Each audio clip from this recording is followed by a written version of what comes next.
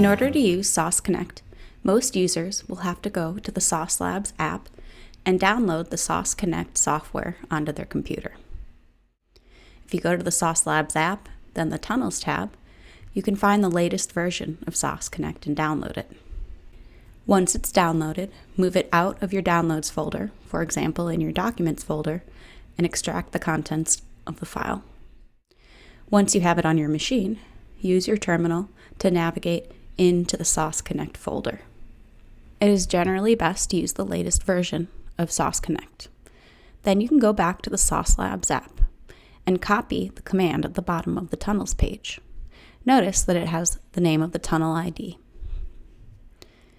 In the Saucectl folder, paste this command to start your tunnel. You can change the name of the tunnel by changing what's after the I flag. The other parts of this command include navigating to the bin folder where Saucectl is, as well as your username and access key. Once you run the command, you should see console input, letting you know that the Saucectl proxy is up and running. If you switch to the Sauce Labs dashboard on the Tunnels tab, you should see information about your tunnel, such as the tunnel name and the tunnel VM hostname. You can also see information such as the owner of this tunnel and have the option to stop the tunnel.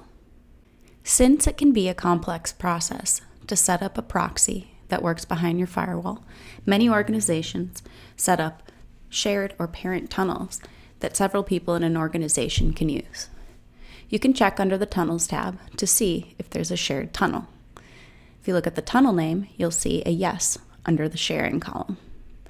To use a shared tunnel, all you have to do is use the tunnel name and set it in your configuration file, or use the tunnel flag when you want to run your tests on Saucectl with the Sauce Labs cloud.